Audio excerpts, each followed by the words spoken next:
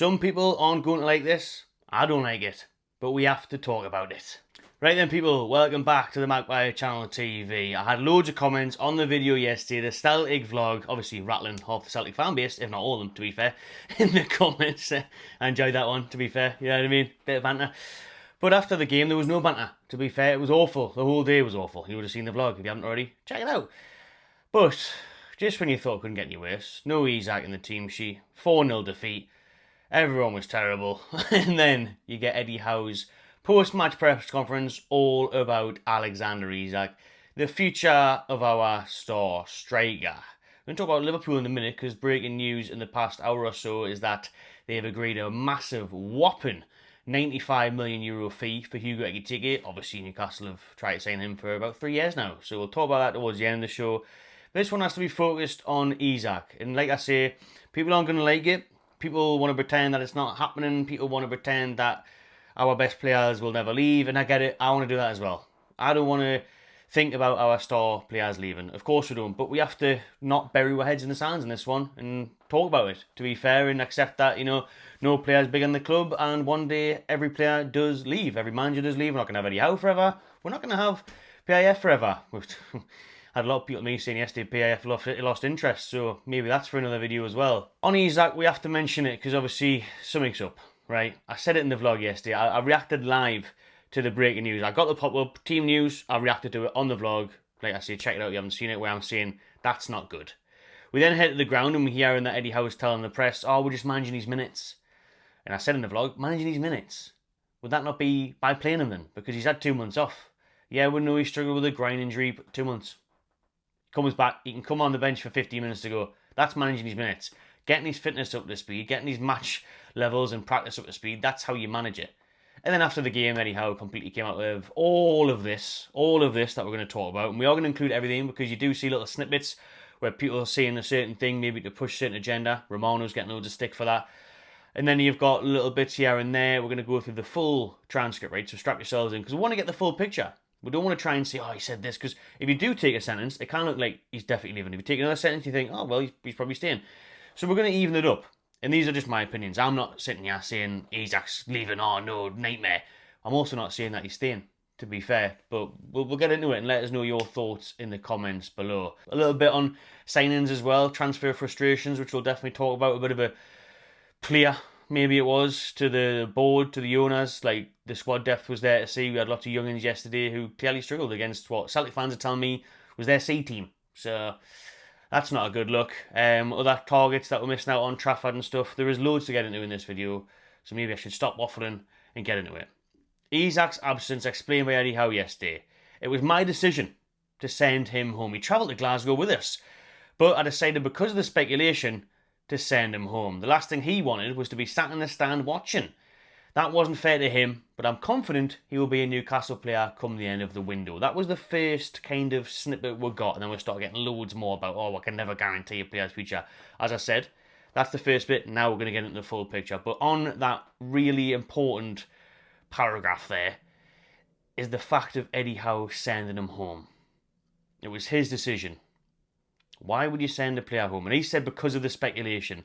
And in other bits he said that I didn't want it to put the spotlight on him. Well, it did the complete opposite, yeah, so that was an absolute disaster. It's made the spotlight 100 times brighter.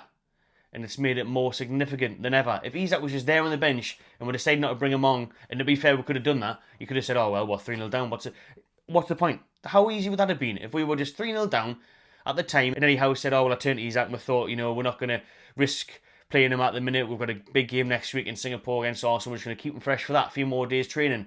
Maybe we would have given him a run out if we're you know, in the game still, but we're 3-0 down. The game was gone. The result doesn't matter. We're just going to keep him here. That would have been the best and most sensible option, in my opinion. In my opinion, that would have made sense. That would have been logical. Or even to have him in the stands with Joe Linton. Just have him there. I don't see how it's any better, him sitting at home, reading all this on social media now. I don't understand. I don't get how that benefits anyone. And again, adds speculation. If he's there with the team, it shuts everything down, keeps the noise down. No one's talking about this. If Isak's there, no one's talking. If he's there in his Newcastle tracksuit, giving a little smile and a wave to the fans, why is it not better to have him in the ground at Celtic Park, having 10,000 Newcastle fans cheering his name, supporting him on, letting him know, once again, sure he knows already, that we love him and support him and want him to stay. But that would have helped. more than him just sitting at home reading about how, you know, he's going to go to Saudi or Liverpool. Nah, not having that. I don't understand that decision at all by Eddie Howe, to be fair. I really don't. It doesn't make any sense. Doesn't make any sense. But that was my initial reaction. Here's a bit of a deep dive into what else was said in the press conference. Yes, I've had discussions with Alex, but that's not abnormal. I respect a player's career and how short it is. Alex has been really good, trained really well, and I realise there'll be noise around him. So again, on that last bit there, he's trained really well. Don't need management and do it. He's absolutely fine. For people saying, oh, he's had a groin injury. 2 months out, he's been back in training. He's had five days in Austria, whitewater rafting, you know what I mean? He's jumping off cliffs and that. He's fine. You know, he's trained really well there, so could have easily played. Absolutely could have easily played. That big red flags everywhere here. And the big red flag there is, I respect a player's career and how short it is. That kind of signals that Alex Isak has said to Eddie Howe, I might fancy a move here. To me anyways, maybe I'm reading into things too much. People have got different ways of viewing this, right? Some people might say, that does make sense. I know, Matty, you're thinking too much. That's fine. Everyone's got an opinion. I'm just here to give mine, right? And I'm always going to say it how it is, how I think it is. I'm not going to sugarcoat anything. I'm not going to put my black and white glasses on and pretend that Isak's going to sign the number 9 shirt, a 10-year deal, and be here longer than anyone else in the history of the club. No, it's not. It's not the case, man. But him saying there that I respect the player and how short his career is, that kind of looks like, oh, well, you know, they do have short careers. You know, he might want to move, might want a new challenge. He gets it, as he suggested, maybe, you know, I would fancy moving for loads of money to Saudi, or I would fancy challenging for the Premier League and every other trophy with Liverpool's big spenders. But he was asked, has there been any approach for Alexander Isak? No, there's been no formal approach, is what he said. But again, these sort of things with Eddie Howe, you have to take with a pinch of salt as well. Because remember, 2 years ago on the American pre-season tour, he was asked if there was any update on Harvey Barnes. There was playing spotters that said, oh yeah, I think he's just arrived in America. Eddie Howe said, nah, that one's not even close. Not even close saying Harvey Barnes. Eddie Howe was sitting in one room in the hotel doing that interview saying that, and in the room next to him, Harvey Barnes was holding the Newcastle shirt up. He'd already signed, sealed, delivered. So he's not going to tell you clear cut on transfer dealings, because if he comes out there and goes, a formal approach, yeah, both of them. Liverpool actually yesterday and Al Hilal today. So we're thinking about both fees and we're going to try and get a bigger deal for him. Isak's at home now, his agent battling out. Not going to be said. Just the amount of speculation and the rife transfer rumours around this, it's getting too much now. With Isak not travelling and all the rest of it, altogether, even the sternest Newcastle fan who believes that it's lies, must start thinking, actually, maybe there's something in this, because everything aligns to it being true for me like that. There's clear links, and Isak might fancy a move. It's a bit better at the end though, but of course Eddie Howe's going to say this while he's a Newcastle player, and for every Newcastle player he says, we have a few of those irreplaceable players. Your top players are so hard to find, so hard to recruit, and so hard to develop. When you have them, you need to treasure them. We, of course, are desperate to keep him as part of our team. Standard. Obviously he's going to say that. He would say that about Joe White, to be honest, if he was linked with a move to Dagenham with Andy Carroll. You know, he would say the same thing. I think it's difficult for me to ever give 100% clarity on any player. I'd never do that. All I can say is Alex is happy at Newcastle, loves the players, loves the team, loves the staff, and he's never had any issue with him, and I'm confident he's going to be here at the start of the season. So obviously it's the right thing to say that you can't give 100% because you can't, because Eddie Howe can't come out and say, yeah, he's out 100% staying. I wish he would. I wish Isak would just come out and shut everyone up and shut me up and shut everyone else up and shut the rumours up and sign the new deal if it was offered. That's the first thing, where we're at fault there. Wouldn't get it that massively, to be honest with you, why the new deal wasn't on the table months ago.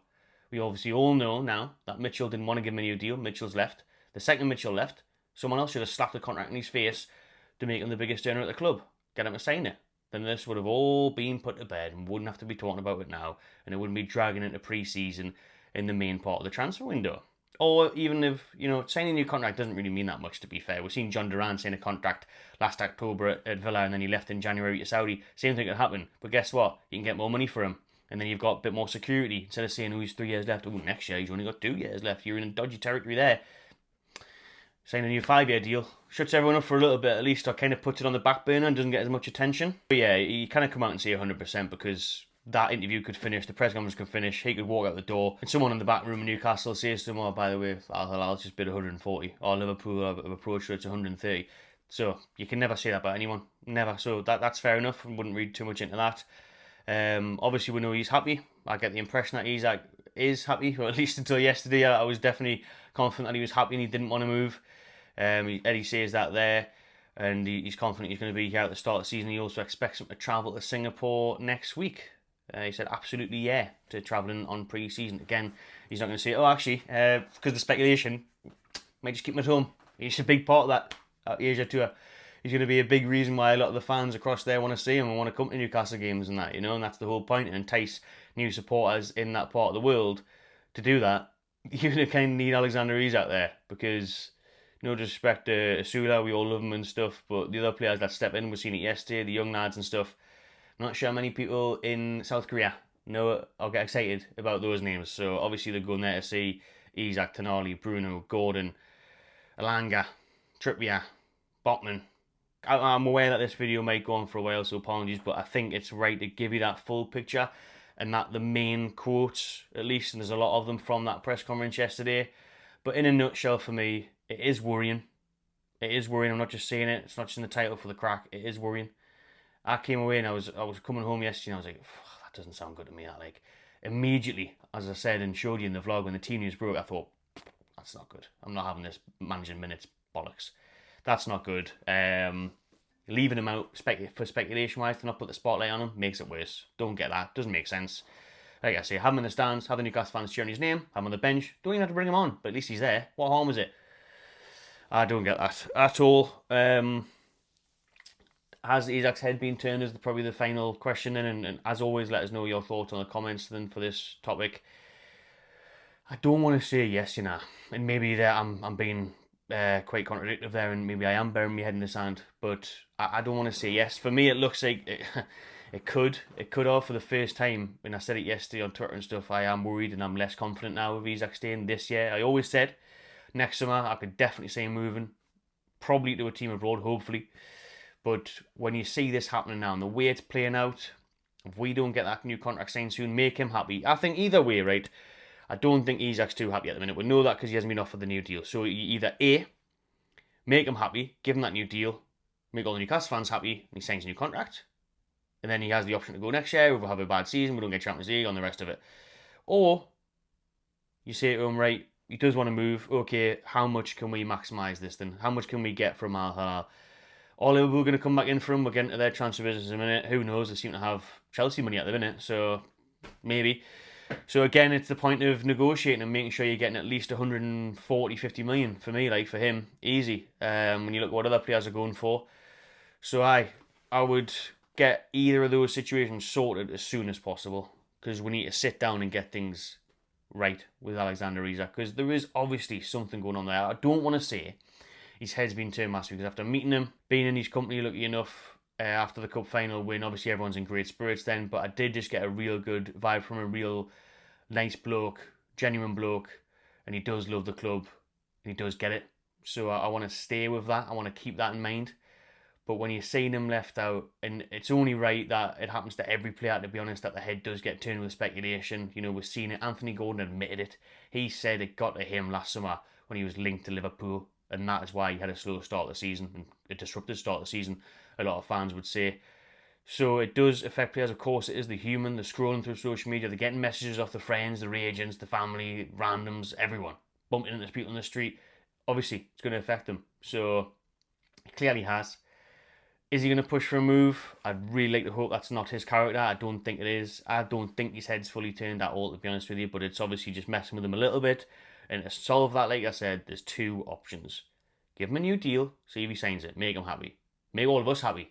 Can't wait to stop talking about it. But again, you can't just be here for the good and be like, oh yeah, we're going to spend 100 million on this player, and then not talk about your best player possibly leaving. It's football, you've got to touch on it. Or secondly, you cash in. You don't want an unhappy player here, and we could use that money wisely, hopefully, to be fair. It would really help us. We'd have loads of money to spend. If you consider, if you said you did sell him for 150, you could spend times 3 that over the next few years, really, on rebuilding the squad because of FFP and the amortisation rules and all the rest of it. So yeah, it wouldn't necessarily be the end of the world, but I want a bloody solution to it. Take 150, buy Sesko, buy a few other players, sort the squad out, Champions League ready. Or buy a couple of players that we're linked with, keep Isak timed out a new deal. I'm happy with either. I'd prefer to keep Isak, of course I would. He's the best striker in the world. I've been saying it for years. Got loads of grief for it. And now it turns out that he actually is. He is. So obviously I want him to stay in black and white. But I don't want an unhappy Isak here.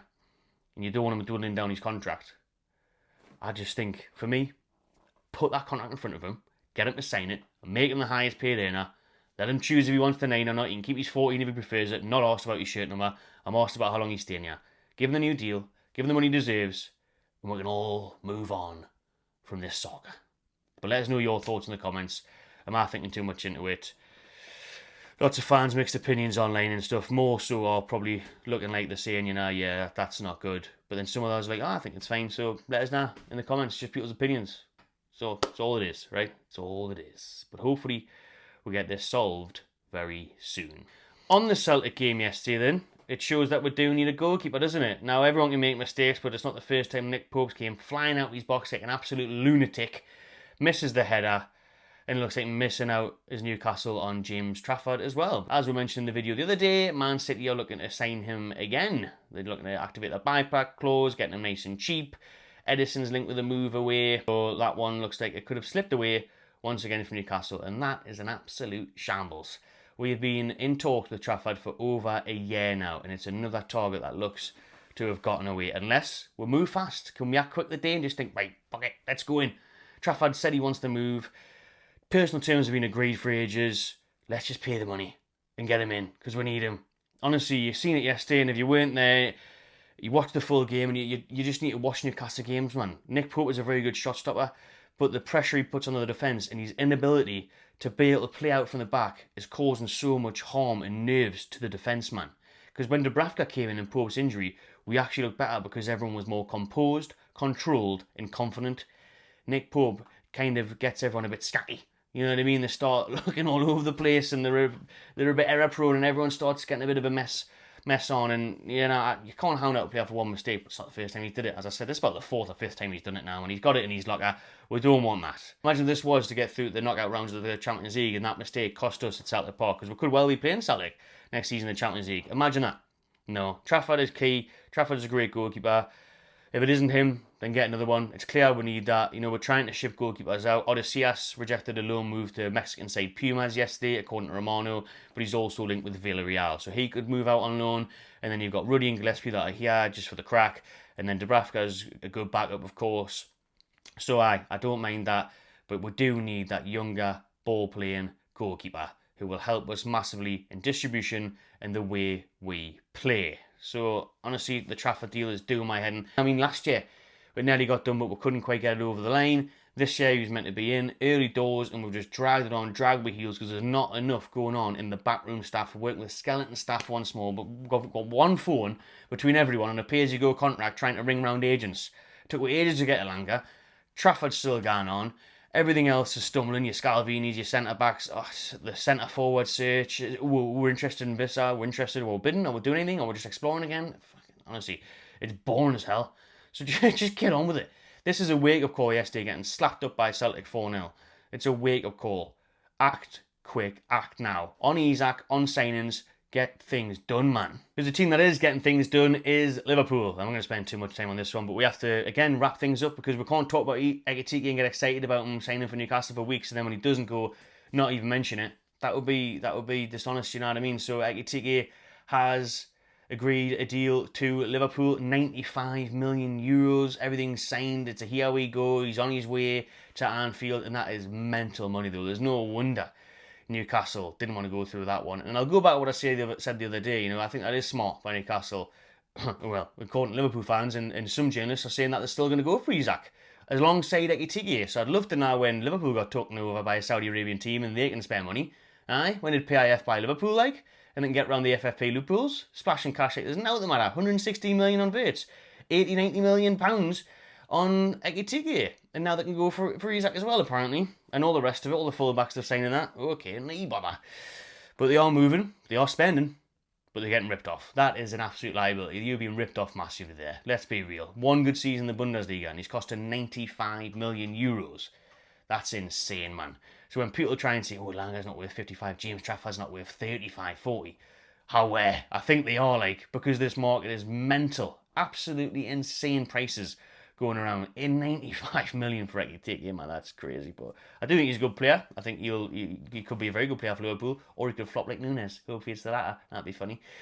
But Liverpool are going for it. They're spending money, and yeah, it's mad. You know, how can we compete with that when we're negotiating over a couple of million quid for Elanga for weeks, a year of negotiations for James Trafford? I don't know. I want meant to do me like. So that's why people were saying to me yesterday, but Matt, yeah, I would take the exact money. You know, so then there's a sense in that, to be fair, so we could actually sign players and get deals done and try and compete. Because at the minute, we are years and miles off trying to sign players that Liverpool and that are signing. And it's not just because they're a more successful club and they are the bigger club and everything. They are, let's be real. But how do we get to that level then? By spending money. But we can't spend the money because of FFP. So it's unfair. But then if we did sell a big asset like Isak for 150 million, then that would allow you to start competing on transfer fronts, on wages fronts, at least for a little bit anyways, and then you would need success to follow and continue it. But it would give you a chance, because at the minute, we've got no chance of competing with these clubs on these big, massive transfer fees. But like I said, if it is the fact that they just get Ekitike, then obviously it's very smart for Newcastle. We drove them to get their second choice. We drove the fee up, and they've been ripped clean off for Hugo Ekitike, and we would never have paid anywhere near that. Obviously, we didn't go back in with the second offer after having £69 million rejected. So there's no way we would have paid the £85 million, the 95 million euros that Liverpool have ended up getting him for. Let us know what you think on Ekitike. Will he be a hit? Will he be a miss? Who should Newcastle get next? Let's finish off on actually, because I forgot about how on signings he mentioned this in an interview yesterday as well. It's been a really frustrating summer, he said. We've been very close to signing several players, and there's not one theme why we haven't signed more players. We've ended up missing out on a few who would have made a huge difference. He said, I'm hopeful rather than confident, because we're not in control of the market or agents, players and other clubs. So it says there again, he's kind of hinting at how he's been let down by the market, the players, the agents, because maybe he's been promised one thing, maybe he thought Pedro was joining, maybe he thought Ekitike was on the verge of getting completed, and then other things have obviously changed. But that there, I'm hopeful rather than confident. That doesn't fill me with much confidence, Eddie, to be honest, mate. God. But I can assure everybody we are 100% on this and are trying to do things quickly. Well, we'll see. Big week next week. Would ideally want at least one through the door before the flight to Singapore next week, at the end of the week, and play Arsenal this time next week, next Sunday lunchtime, UK time. So you'd ideally want at least one more through the door there, but the way we're moving, I probably won't have one more through the door when we play Arsenal in the Premier League in September. I know this video probably feels a bit doom and gloom, but it's just reality at the minute for me, like, and it's reality for a lot of Newcastle fans, especially when you look online. And when I was talking to people at Celtic Park yesterday, and it's even just things like this, right? Why is just everything crap at the minute? I mean, I didn't want to dig someone out, but plenty of people have already. But who's dishing out these graphics, man? How man? Are these graphics?